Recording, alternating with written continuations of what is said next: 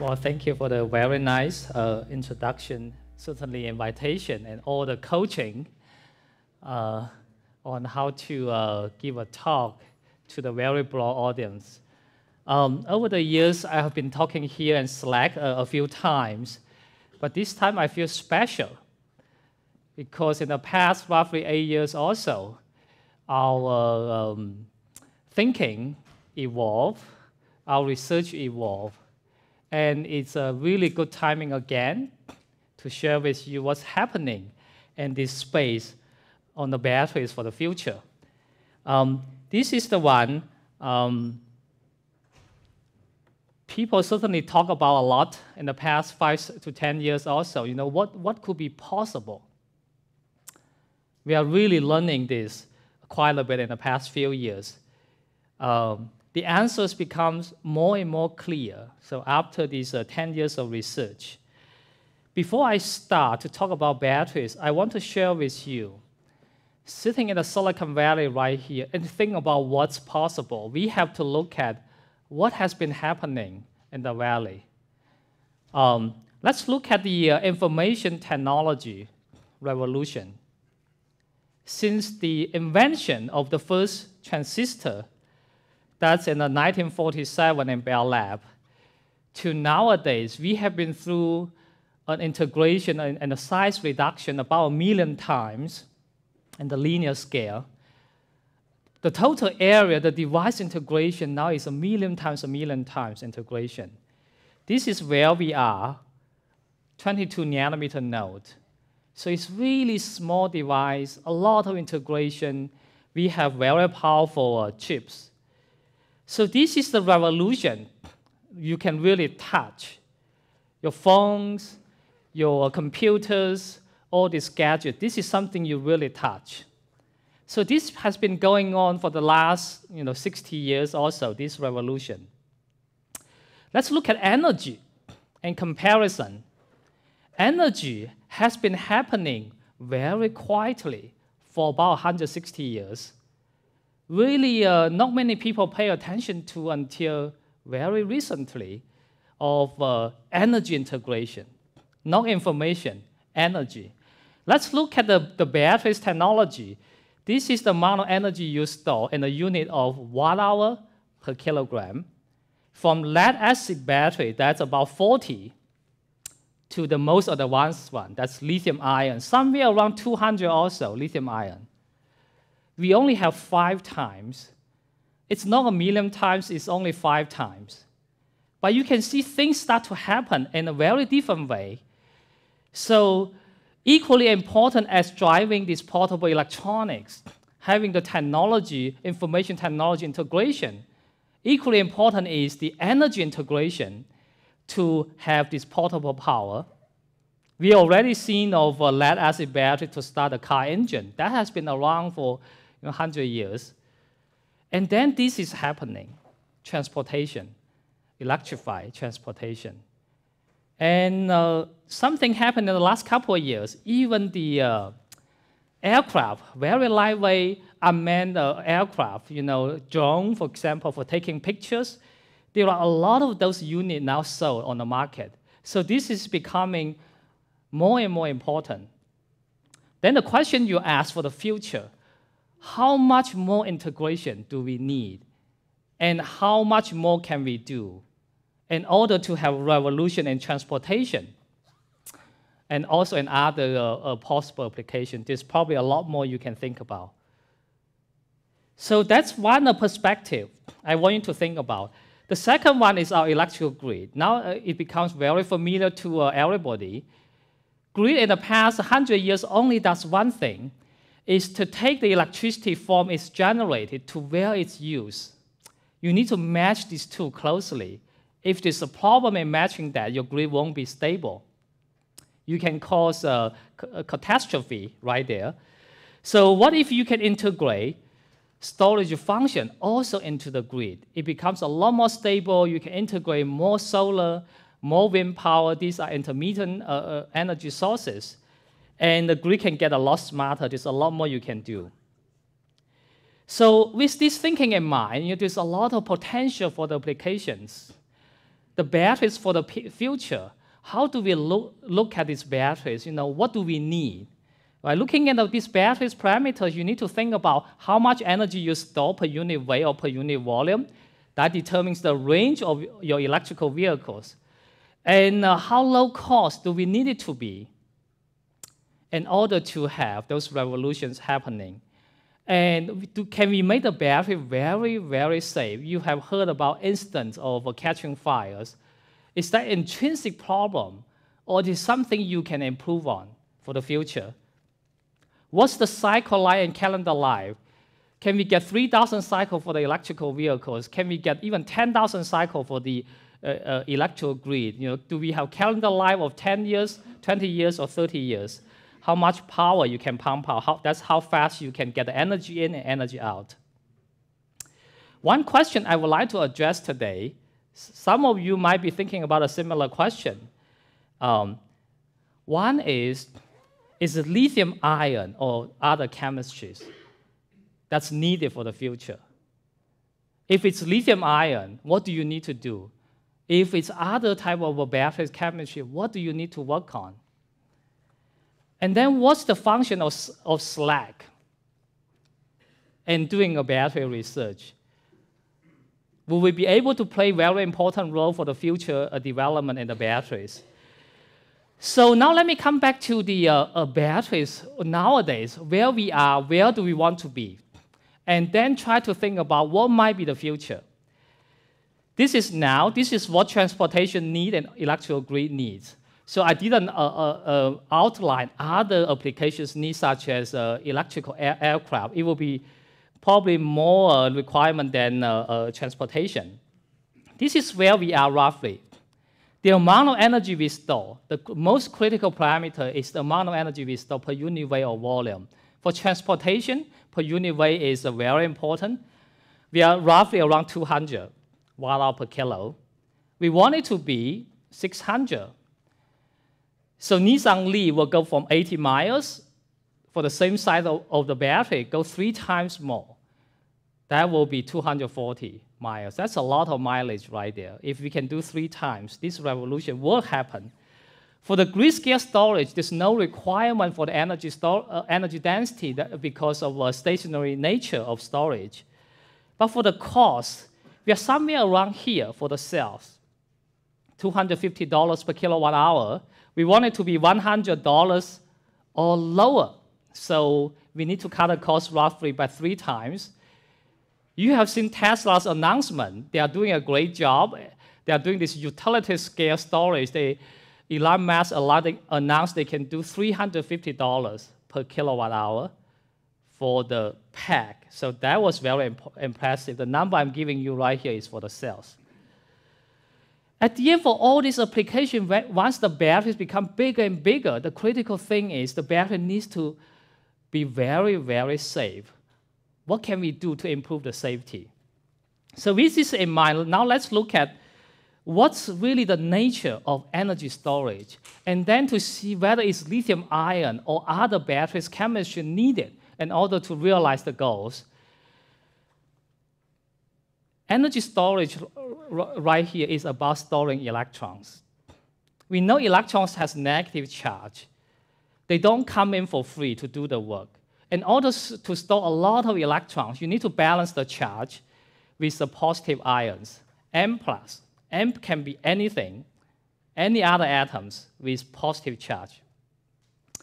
They come together, neutralize. This is how you store electrons. Electrons are tiny, but M are really, really big. So in order to minimize the overhead of storing electrons, you want to pick the right element to neutralize electrons. If you ask the question, what's the ideal element for M? You guys sit in the audience, tell me what's the ideal element for M? Hydrogen, right? That's hydrogen. Then we'll see whether hydrogen is the best one or not. Let me also mention this M coming in, if electrons and M coming in, well, it's tough. Hydrogen pick up that electron will become hydrogen gas. So that's not ideal, right? And then oftentimes you need a host. to allow electron and M to stay. You can store a lot of them. And all the research is about getting the host to work out. It's not about getting that M+. We already know about hydrogen as a proton. We are not going to study that anymore, but it's actually the host. So now let's look at the choices right here. You know it's hydrogen element number 1. That's very lightweight. That's good. But let's look up. Realistically, lithium is the next one you will consider. You are not going to consider helium, right? That's element number 2. That doesn't work. And then this other element right there will not work. So lithium is number 3 with an atomic weight of 7. And then sodium going up. Now you start to see magnesium, aluminum, zinc, and lead. Lead is used in lead acid batteries. It's a bad choice. It's too heavy, atomic weight. But atomic weight is not the only problem right there you need to address. Now let's look at the voltage. Voltage has something to do with its electronegativity, electropositivity, right there. Lithium is the most electropositive element, will provide you high voltage. Proton right here cannot do it. 1.23 watt, you are going to split water, right, generate hydrogen. And roughly below 1.5 watt also, this is where proton can work. And then you say, if I put sodium, I gain quite a bit, but less than lithium, though. Magnesium, not too bad. Aluminum, this will go down. So this is the second thing you need to think about. The third one, what's that? That's the cost. So important. This is the cost. I look up in the international trade, how dollars per kilogram. So hydrogen is nearly free. It's a water. It's everywhere. And lead is $2 per kilogram. These are all more or less similar, all very low cost. Right? You really like to use this element in terms of cost. Now let's look at lithium. Lithium looks very expensive, $40 per kilogram. But would that matter? Actually, it doesn't matter because in lithium-ion batteries, lithium's cost is only less than 3%. Because the lithium is lightweight, you only need a tiny amount. That's it to store the energy. So this is only actually less than 3% of the battery cost, the lithium cost. It really doesn't matter, right, in terms of cost. So when you look at all these parameters, and then let's look at how the batteries are operated, eventually come down to, what's the future for the batteries. So now you know the idea of having the host to store lithium and electrons.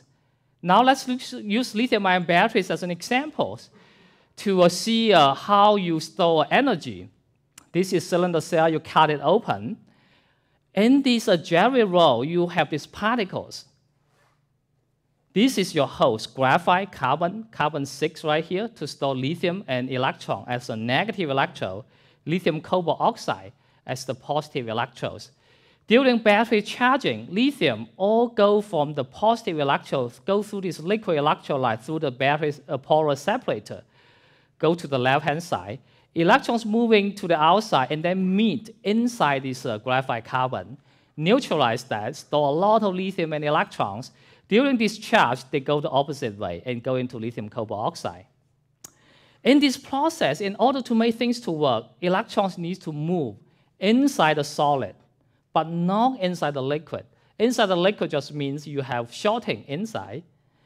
And you need to have ion diffusion in the liquid, inside this crystal structure, in order to move in and out. But lithiums will not go outside, only stay inside. And then you want this structure to be stable, the volume change to be small. In order to accommodate lithium and electron coming in and out, they all have volume, particularly the ions, they have volumes. So you need to make sure that this change is small. Eventually, the interface, each of these particle surface needs to be stable. They're soaked into electrolyte for 3 years, for 5 years, for 10 years. Imagine you put something into water or into any liquid for about 10 years, what will happen?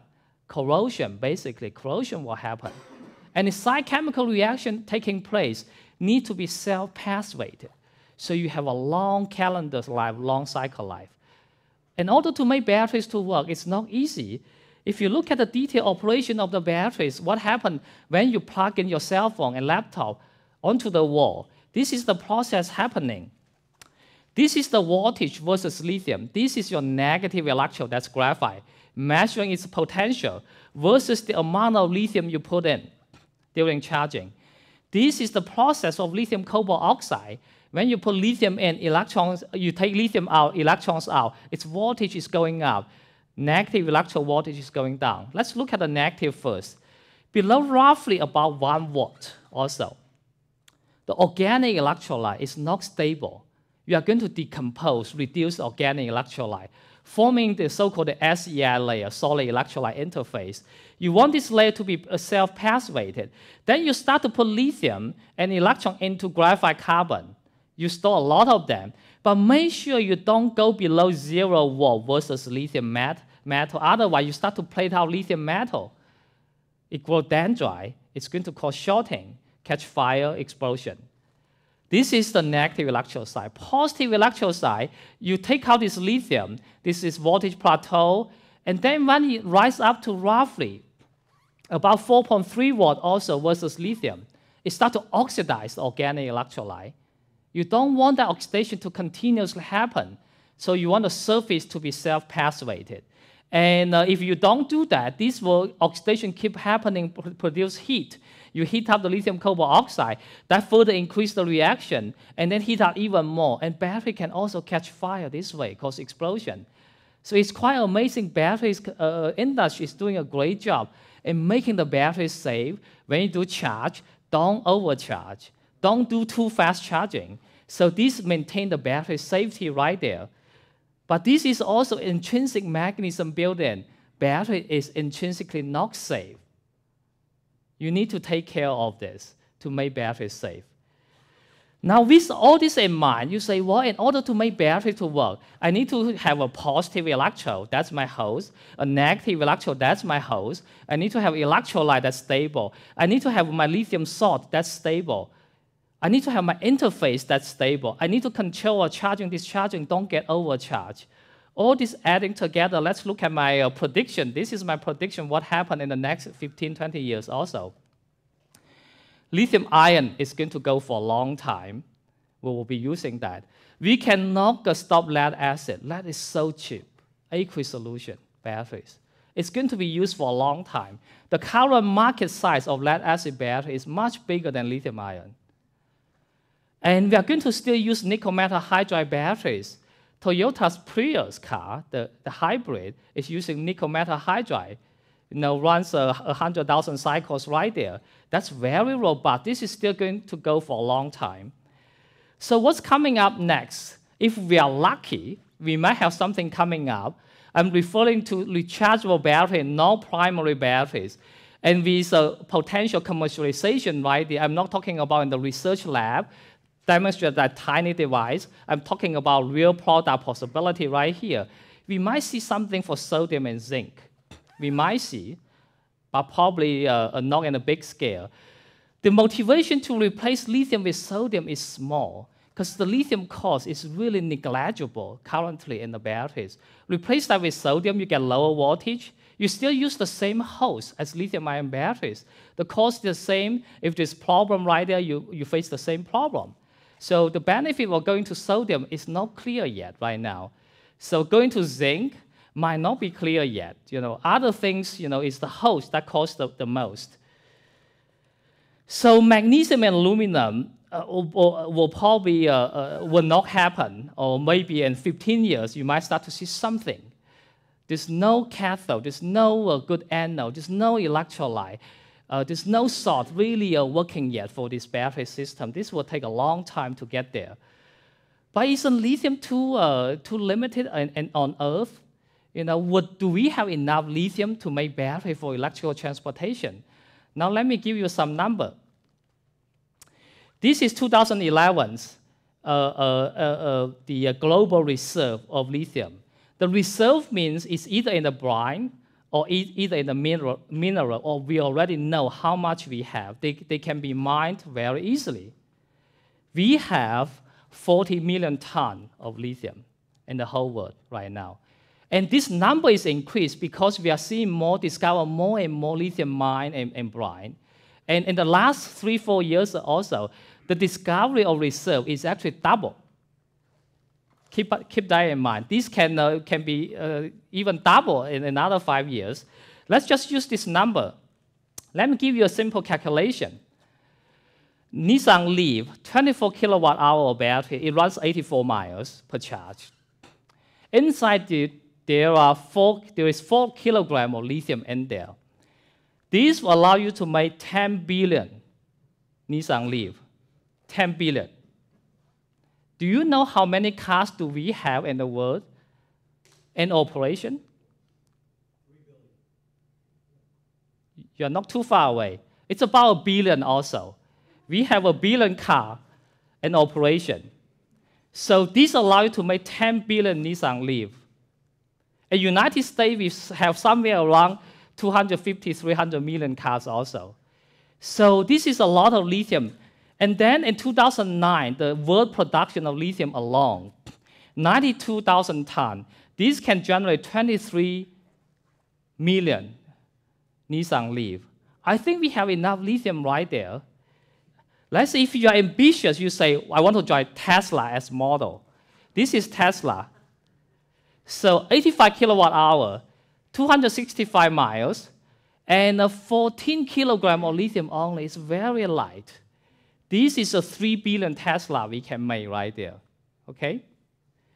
So this is lithium reserve, but don't forget, in the ocean, we virtually have infinite amount of lithium. It's harder to mine. We don't need to do that yet, but it's there.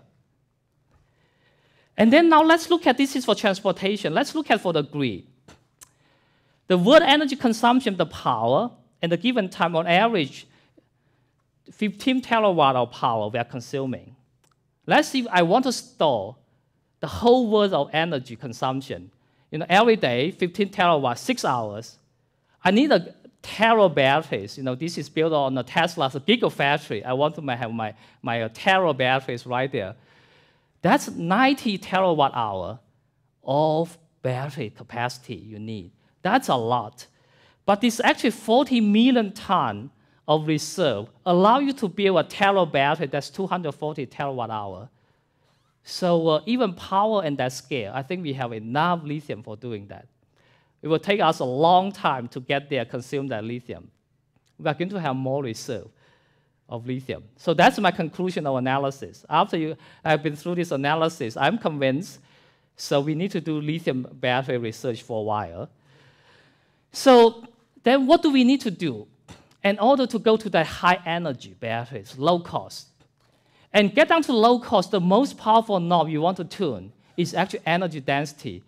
If your manufacturing cost, material cost is the same, your energy density becomes 3 times, your cost will become 1/3 for the same capacity of batteries. For the negative electrode, we have been using graphite for 20-something years now. We want to go up to 10x, so silicon is possible. And actually, lithium and phosphorus, these all store a lot of lithiums right there with 10 times higher capacity. The traditional positive electrode, this is the host, lithium manganese oxide spinel, lithium cobalt oxide layer structure. This is your cell phone. This is an, I think this is an GM's DeWalt, and lithium iron phosphate. And to get to 10x, there's actually also choices right there. Material like sulfur, very low cost, is everywhere, it's side product of petroleum refining. So we have those very nice materials right there. So it has not happened yet. We could use this material for our batteries. There are challenges. But let's look at where this potential, this material can give us the energy density, where the potential can be. This is energy per weight based on these active materials alone, how many electrons they can store. I compare current technology using graphite carbon with these different cathode. This is what graphite can give you. For fair comparison, it's active material with active materials. This is 3x line. Silicon with lithium sulfide combination, will allow you to get to 3x. And if you are more greedy, this possibility of lithium metal and sulfur gives you 6x. So this possibility right there. But we haven't got there yet because there's too many materials problem inside. So we have not been able to realize the full potential of these new batteries chemistry based on the lithium system. So coming down to the science question, past 20 years, what we learned is we need a stable host. There's no chemical bond breaking to store lithium through intercalation. But the new material requires you to have paradigm shift because chemical bond will be broken during lithium and electrons coming in. Host atoms do not move. Host atoms move to very long distance. Small structure change, completed structure change, small volume expansion, 10 times more volume expansion happen in these materials. So the challenge we are facing is completely need to redesign the whole batteries, starting from materials level all the way up to electrode level, the whole battery cell level. The redesign is needed. So this has been the research direction in my group in the past 10 years since coming to Stanford and SLAC. So we have been working on anode, cathode, new type of batteries chemistry to store large scale capacity of energy for grid scale. Try to think about battery safety. Need to develop new tools to look at what's happening, particularly in SLAC right here, using single-channel X-ray, working with Mike Tony and his team to look at what's happening inside the batteries. Now, let me give you some of the scientific progress and what we have been able to achieve. So these achievements really all come from past 20 years, what happened in nanotechnology, the ability to control material with size, shape, interface, cell assembly. You can basically say, I want to make this material with materials A on top of materials B with a nanoscale precision. That's the capability in the past 20 years now available, allow you to redesign the battery materials, which could not work before. Now we try to make them to work. So silicon is my home run, since beginning. This is the example of a silicon crystal structure can store 1 silicon atoms for 4.4 lithium. You calculate that. This is the capacity you gain. It's 11 times of graphite carbon. But the problem you're facing is for silicon volume to expand to 4 times. Once they expand to 4 times, they break. You lose electrical contact. There's many other bad things happen. So there are 2 major challenges we try to solve. How do we avoid breaking? How do we build stable, solid electrolyte interface? Remember, each of the silicon particles, they're going to react with organic electrolyte. Their surface is so reactive. If they are not stable, they keep expansion and contraction going on. It won't be stable to build up that stable batteries. This is the challenge we need to face, solve these 2 problems. After I joined the faculty right here, my first real paper, working on battery is this one, 2008 January coming out. This is probably the landmark paper, and really showing this a new approach. You can work on battery to solve problems. So if you look at the citation, this one is now 2,700 times citation by now. But recognize the film will break and the big particle will break. And the nanowire at that time, the hypothesis is that the diameter is too small and the volume expands once lithium inserted into crystal structure, they will not break. You can ship the electrons going into the nanowires, lithium coming from the surface. So at least we can solve the breaking problem. So this is the first significant progress along this direction. But let's look at what's happening inside the materials. This is the silicon of a single crystal made by so-called vapor liquid solid growth using a tiny nanoparticles to catalyze the growth into nanowires. And they're single crystal. You put lithium in, and lithium cleaves silicon and silicon bonding, and from lithium-silicon bond, it becomes amorphous. And silicon atoms move to very long distance in order to have 4 times volume expansion. Eventually, the whole thing really break into amorphous phase. But they're still connected. So that was exciting when we saw this. And working with Mike Tony and Johanna and the whole team right here in SLAC, we were able to use X-ray to watch what's happening in operando. So you basically charge up your battery, discharge your battery to study what's happening.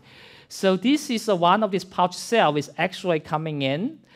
We designed this structure with this mesh of stainless steel, grow these nanowires out. So when X-ray coming in, we can look at just the edge right here, not really looking onto the stainless steel, but only these nanowires.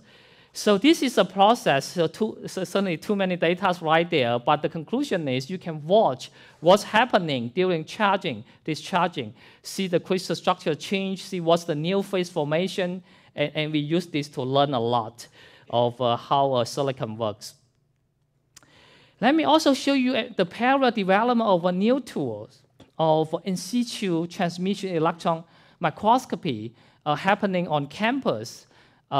So we have a holder right now on Stanford campus to measure a single nanowire batteries. This is a holder with piezo electrical control. You can move your sample in and out, left and right, up and down. And this is lithium cobalt oxide cathode, ionic liquid electrolyte that has very low vapor pressure. You put it into the high vacuum condition of a TEM chamber, they survive. You apply a voltage driving the electrons, lithium diffuse, and lithium and electron neutralize, inserted into crystal of silicon. And you can use this technique to see individual particle lithium reaction process as well. Let me share with you some of this video. This is one of them. This is a silicon nanowire coated by copper with about 200 nanometer in diameter. This is the scale bar. Now you see what's happening is you start to drive electrons and lithium will go in. Now inserted into the crystal structure. This whole nanowire is not broken. They survive. But what's broken is the copper coating on the surface. So imagine if you want to do a materials coating to improve the battery, this is the evidence. This silicon expansion is too powerful. They're going to break the surrounding. You cannot really constrain the silicon this way. This is another example of particles, but this is much bigger size right now. It's 800 nanometer in diameters. Let's focus on this big particle. You start to see crystalline silicon shrink. This is a lithiated amorphous silicon. And then the whole thing, at the beginning, the whole reaction is so fast. Now it's slowing down. That's because there's too big of stress buildup. And it's very hard for silicon to expand towards outside. The outside shell constrains the inside. At some point, the silicon particle cannot take this stress strain anymore. It starts to break. And then this is the failure mechanism, one of the major failure mechanisms. The battery will die. So we also use a technique like this to identify and combining with other technique of SEM to see critical breaking size. And below certain size, you know they don't break. Above certain size, they start to break. This will help you to do the material design, how small silicon need to be in order to survive without breaking. So this is our generation 1, and we have been through a 10 generation of material design. Try to understand what's happening and really make silicon to work. So our generation 2 is this core shell structure with amorphous silicon to store lithium. The core is a stable mechanical and electrical support. And we also thought about using hollow silicon nanoparticles. And the interior space allow volume to allow this stress can be relaxed and without breaking. And eventually the conclusion becomes, as long as silicon, they are small enough, they will not break. However, what about the interface? If silicon volume expansion and contraction keeps happening, you don't have a stable interface. Even though they are not broken, you don't have a stable interface. Your battery's charging, discharging cycle will not be stable either. Another concept breakthrough is this double wall hollow tip really coming in. This is, I think, also a landmark piece of work to show people, we didn't know how to handle those materials with volume expansion, how to form stable interface. Now we start to have an idea we could do that. That is having a double wall hollow structure, silicon inside. Outer coating is mechanically strong, allow lithium to go through. Once silicon volume expands, they expand towards inside instead of going towards outside. You have outer surface to form a stable interface. And then we have other generation of design, how to think about low cost, how to incorporate new type of polymer to make it simpler. And this has been through 10 generations. So we actually have having our 11th generation coming very soon.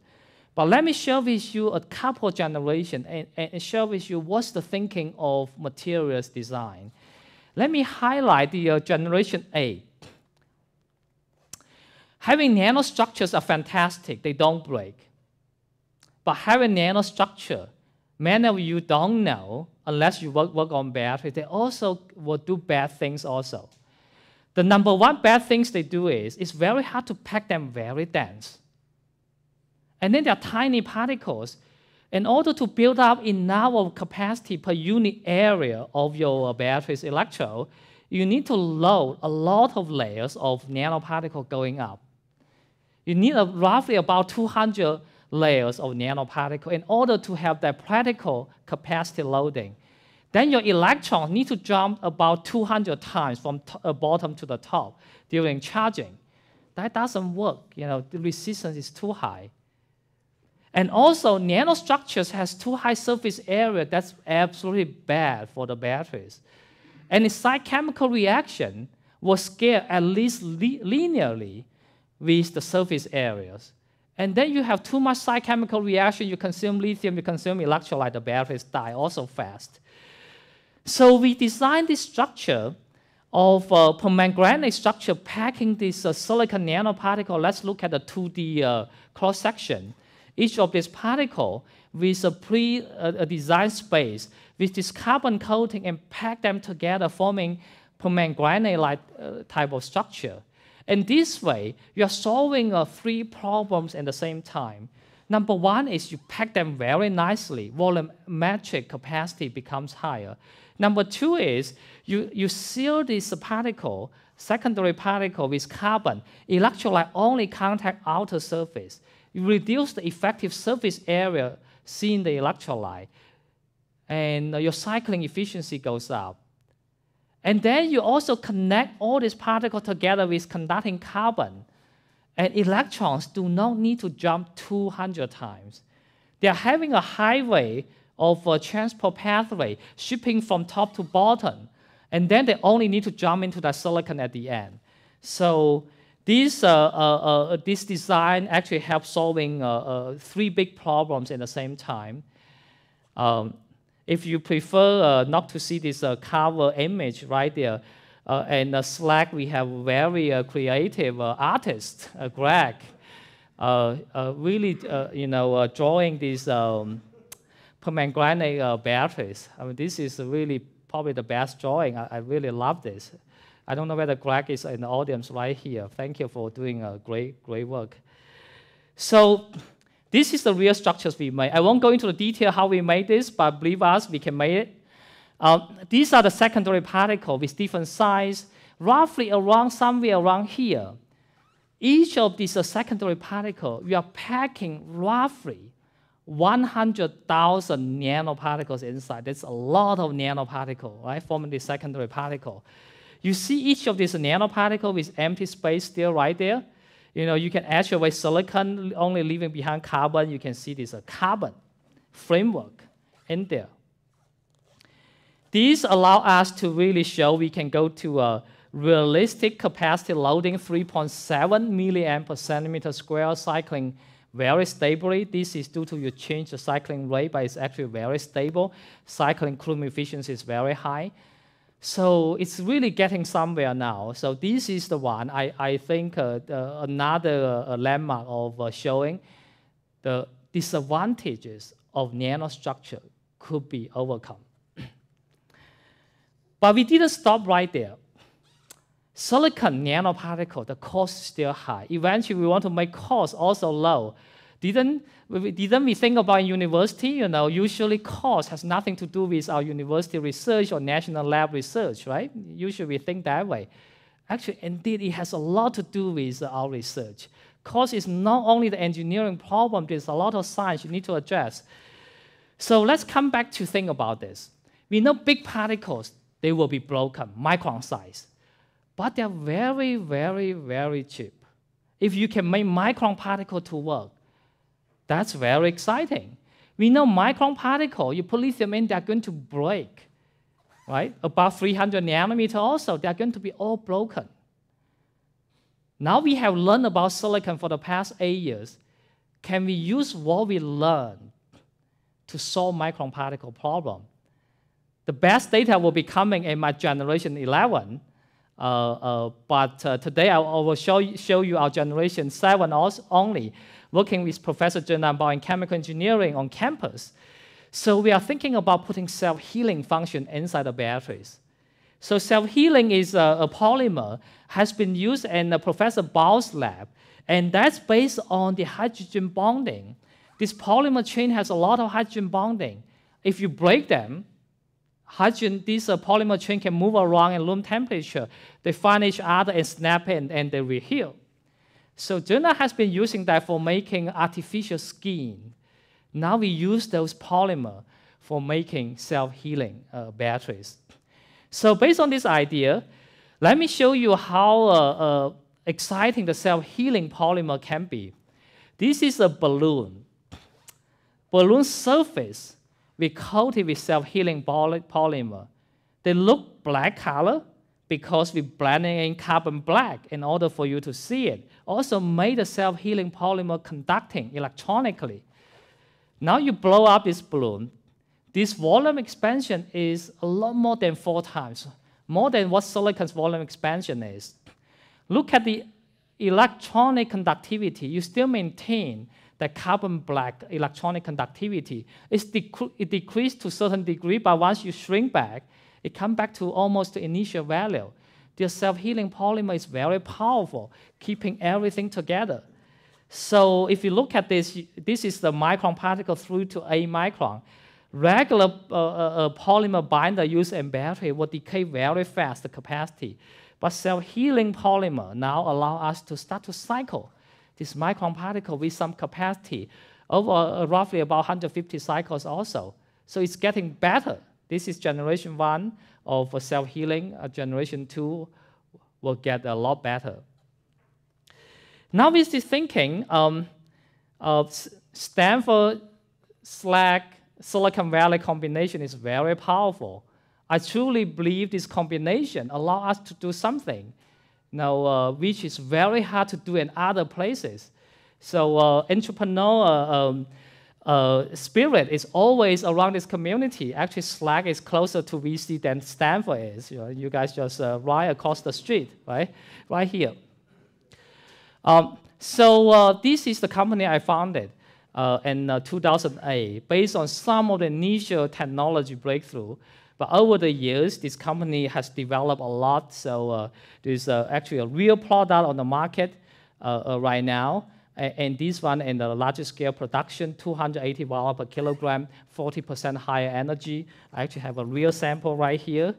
If some of you haven't seen it yet, so I would like to show you. So then you know it's real. It's not only in the lab, it's actually real on the market. It's very different going from a research lab into the real application. This is the battery made by Amprius. Start to use silicon anode in there. That's this one, 700 watt per liter, 280 watt per kilogram. So this is happening. But I can tell you, in order to make a product like this, you need to accumulate maybe somewhere between 20 to 40 publications work. There's a lot of things, a lot of challenges along the way. University and national lab usually don't address, but company will be able to address in order to make a real product. So where do we go from there? We learn a lot from silicon. We are ready to tackle an even more challenging problem. Remember I was showing you lithium metal and sulfur give you 6x of capacity.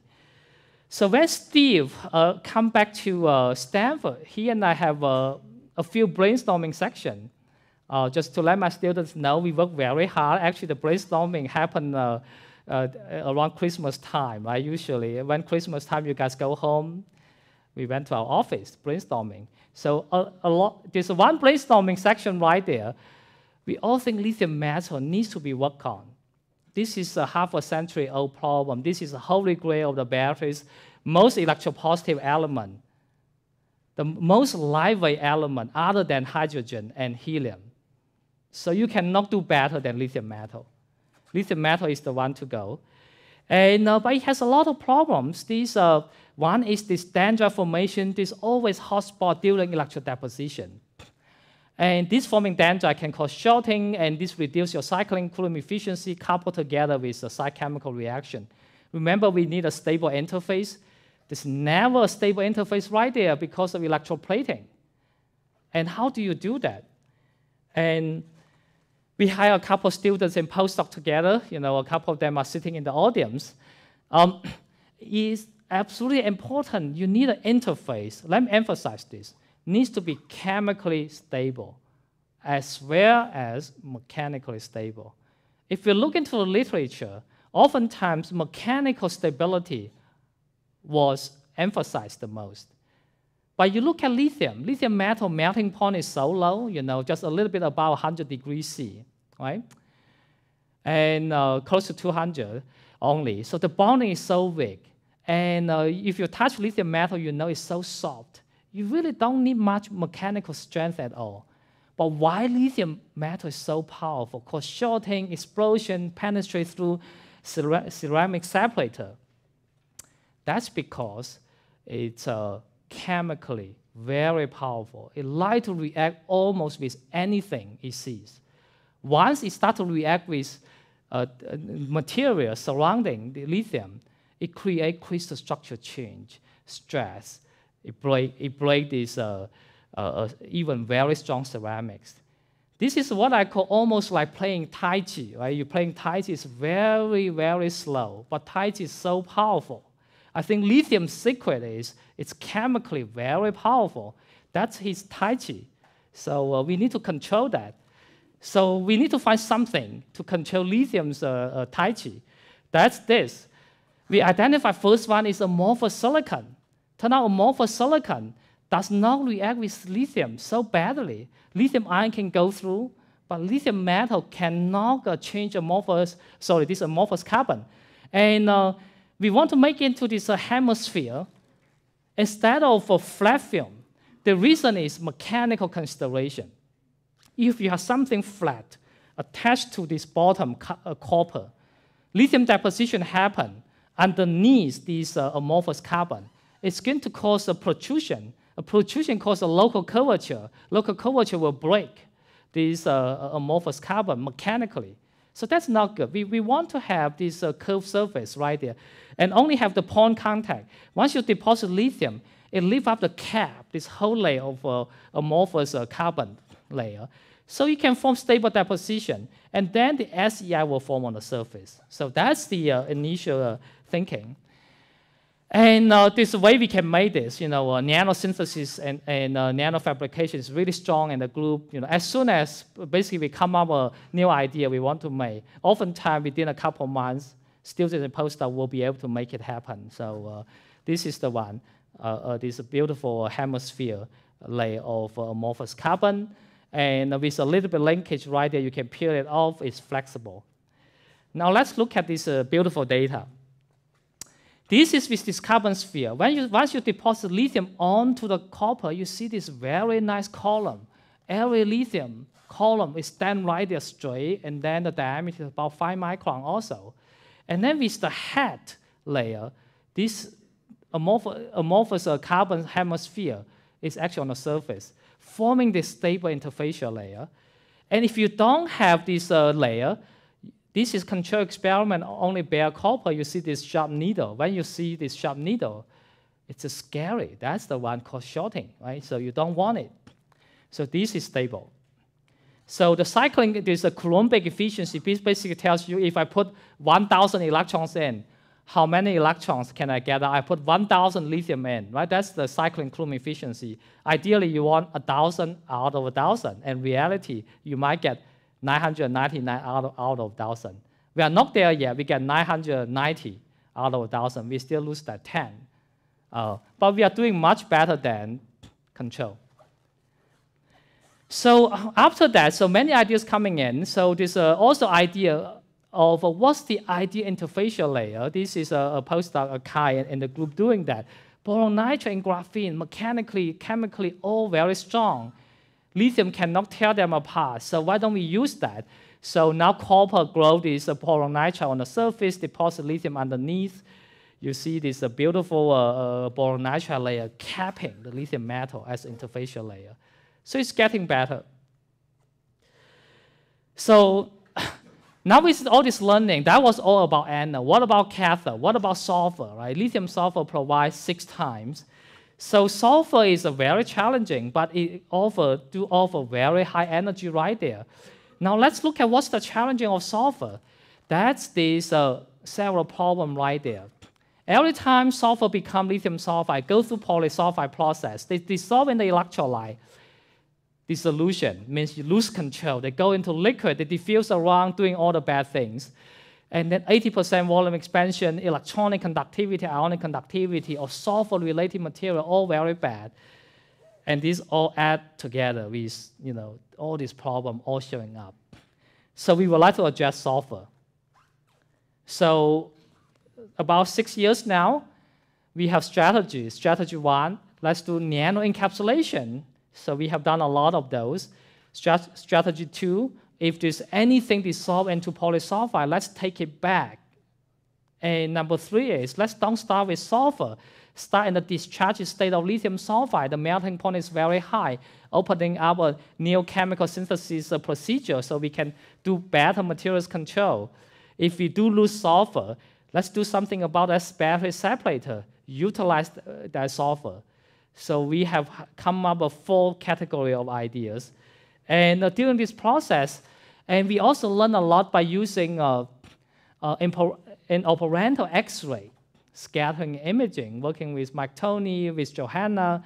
This is an example of the cell right there. You can look at this light scattering to figure out what's the phase changes inside this sulfur battery during operation. And you can even take the video, the imaging. This is transmission X-ray microscopy imaging to look at individual sulfur particle. Things start to dissolve away, forming polysulfide. You can see where they go. And we do see something surprising, contrary to ex situ study. Only in operando you can see this more clearly. For example, polysulfide, they don't really diffuse that fast for some of the sulfur particles. So with this all learning, let me highlight just one generation of thinking of design. We know sulfur is going to volume expand, almost similar as silicon. You need to leave the space right there for volume expansion, and then with a titanium oxide coating to capture all the polysulfide. So graduate student in the lab is working on this with sulfur with this titanium oxide coating. This was one of the best performance at that time, still looking very, very good, very high capacity. After 500 cycles, 80% capacity retention. Roughly getting to what your cell phone is having, 500 cycles with 80% capacity retention. There's often also a lot of surprise taking place. How do we utilize the polysulfide? Let me highlight one piece of work. This was done through J. Caesar. This is a battery hub led by Argonne National Lab, but SLAC is a partner institution. We have project in there and thinking about how do we utilize polysulfide for the grid scale batteries. For the time consideration, let me just jump to this one last piece of work related to the sulfur. Is we want to replace the so-called flow batteries. When you have flow batteries, right, you want to use the big tank to store the electrochemical redox molecules. Vanadium redox flow has been used, but energy density is very low. Solubility of vanadium species is low. If you put in a capital investment to build these flow batteries. You better take out as much energy, store as much as possible. Otherwise, the cost is very high. These are the two main cost reasons: limited solubility as well as expensive membrane to isolate these two liquids right there. So within JCESA, I think my PowerPoint doesn't like me because I go over time, so it just crashed.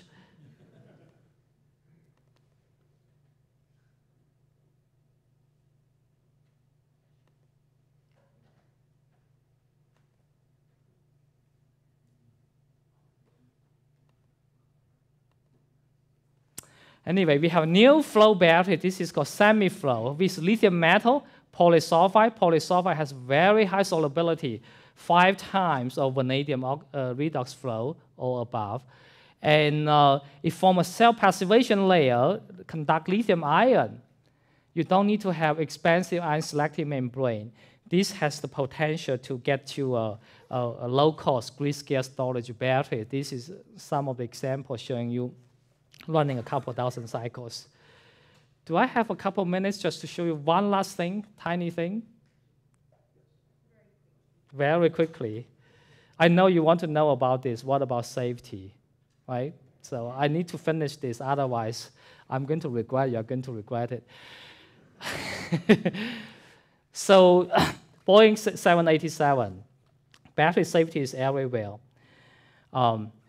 Under the normal operation, no accident. Accident means you bump onto your battery. So for that, engineering control is needed, build up your case very strong, like Tesla. So you won't let your car get damaged so easily. What about under normal charging and discharging condition? You have heard about laptop catch fire, Boeing 787 as well. So what's going on? The reason is, if there's a manufacturing defect or your battery charging, battery management system, that's not reliable.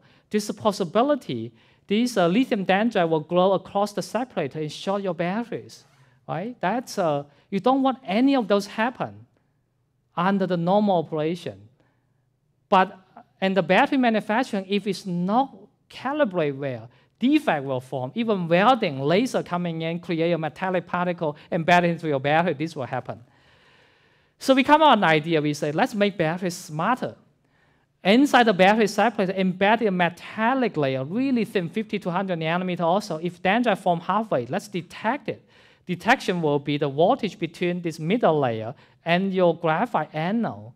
Voltage reading is close to 0, tells you shorting is halfway. Stop using your battery. If you don't do that, my battery management will do it for you. Stop your laptop automatically. Don't use it. That's it. Go back home, sleep, and anyway, go back home, fix it. So this is a metallic coating onto the separator. Very simple idea. We will be able to show with this intermediate layer, you can detect the voltage jump to 0, but between positive and the negative electron is not 0 yet. So your battery is safe. So in the future, I think every battery should have 3 electrodes: positive electrode, negative electrode, in my sensing electrode in the separator. Then no accident like this will happen anymore. So it will be a lot safer. Anyway, let me conclude, and I'm showing you some examples to show you there's a lot you can do in the lithium-ion battery space. And also my calculation over the years, I convinced myself lithium-based batteries has a long runway. We are not running out of lithium anytime soon. I'll stop right here. We'll be happy to take any question. Before that, let me thank the whole research group and all the collaborators, very talented students and postdocs. Some of them are sitting right here. I'm very proud of you. Continue the good work. Thank you very much.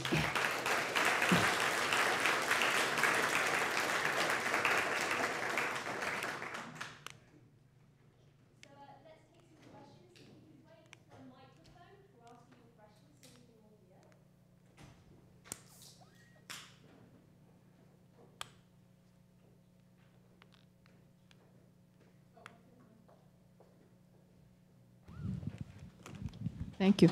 So what do you do if you detect 0 voltage on that intermediate layer in the Boeing 787? Can't go home. So if I detect that layer right there, I know the battery is halfway shorted. And then don't charge up your battery anymore. During charging, electron come into anode, lithium come into anode, you just keep growing dendrite. If you stop charging, the lithium metal dendrite will not grow. Then it stops. It rests right there. That's one thing I could do.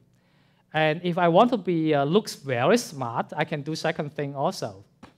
So I have the sensing layer and the anode. There's a shorting of dendrite right there. I could potentially pass a current, I burn away the dendrite and remove the short. That will be the second thing I think I want to do research on. The third thing you could do will be absolutely replace the battery, get a new one in. Yeah.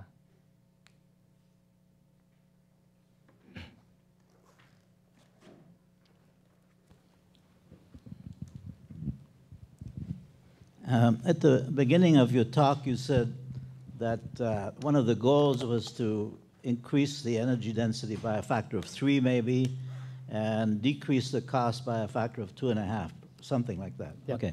Then you showed a slide where some of these things might happen by 2030, or not much before, with the complexity that you're describing.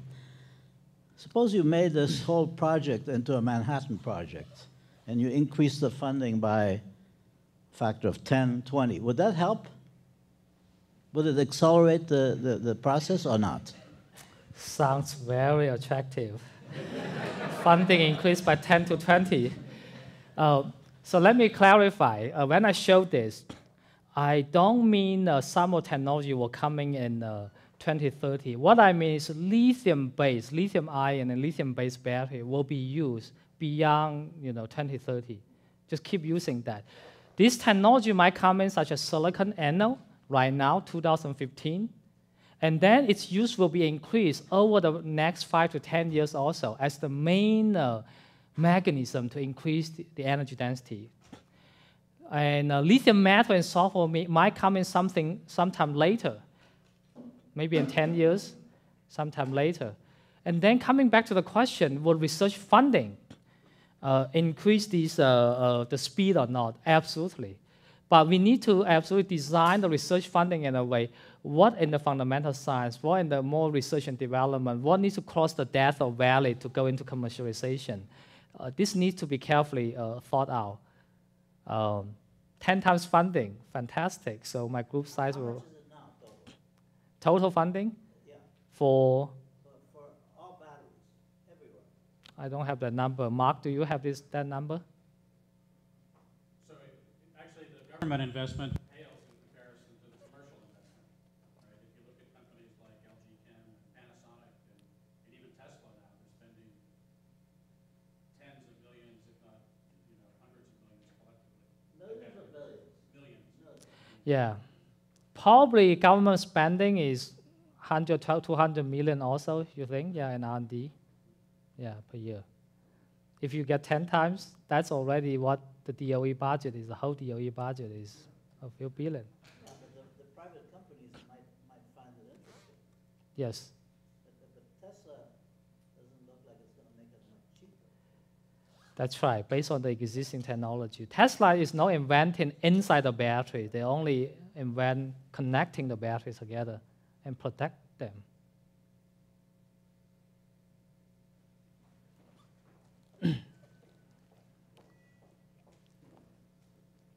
Question on the global economy of lithium. What fraction now of lithium is recovered from recycled batteries, and will that increase? Well, first of all, recycled battery is necessary to take out the lithium, take out the cobalt, take out the valuable stuff, and also copper. And percentage-wise, I don't have that number. I suspect that will grow bigger and bigger. That's absolutely needed. You don't want to waste that lithium.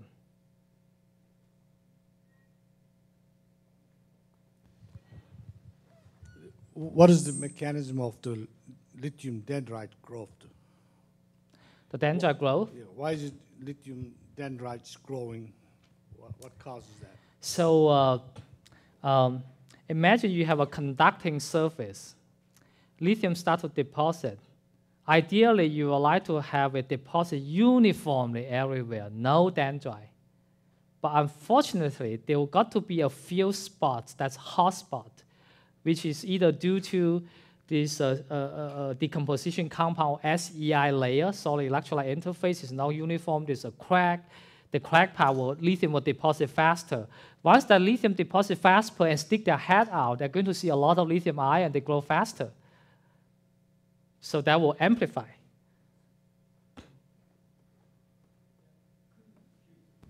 Could fuel cells do better than lithium batteries? Fuel cells? Could fuel cells? These fuel cells intrinsically is not too different from the batteries. Fuel cell using fuel. This is how I look at this. The battery rely on electrons going in, ions going in, right? These two. And you need the localized electron moving, basic conduction. Fuel cell using chemical fuel, hydrogen fuel cell, and methane base. These are very localized covalent bonding. And then in order to take out the electrons, it's much harder. Covalent bonding is too localized. And that's why fuel cells efficiency so far, number one, efficiency is actually not as high as what you think, unless you go to high temperature. And then fuel cell require you, depending on what kind of fuel cell, hydrogen will be hydrogen storage problem all come, infrastructure all come. If it's a methanol fuel cell, and then that carbon, having that carbon right there, this coking problem always, then you need to go to high temperature. Coking means your decomposition is not complete, and then it poisons your catalyst. I think fuel cell is still a viable approach, if you can figure out all this problem and figure out the catalyst cause problem. And still a viable approach. In principle, is a high energy density technology because it's chemical fuel, but also because it's chemical fuel, that localized bonding, we don't know how to deal with that. The most efficient ways to use fuel now still burning, high temperature.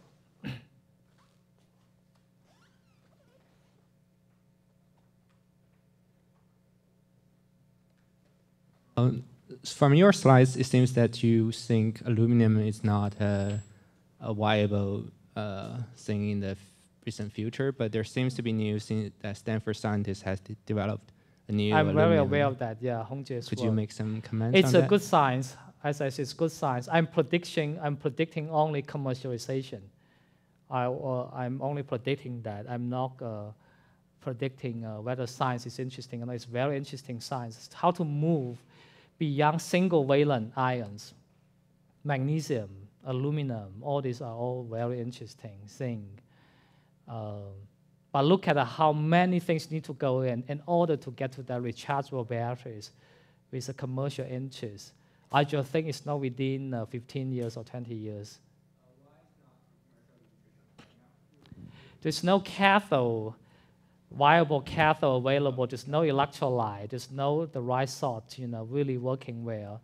There's too many problems right there. If you go into each interface, each material to look at the problem, it will take a long time.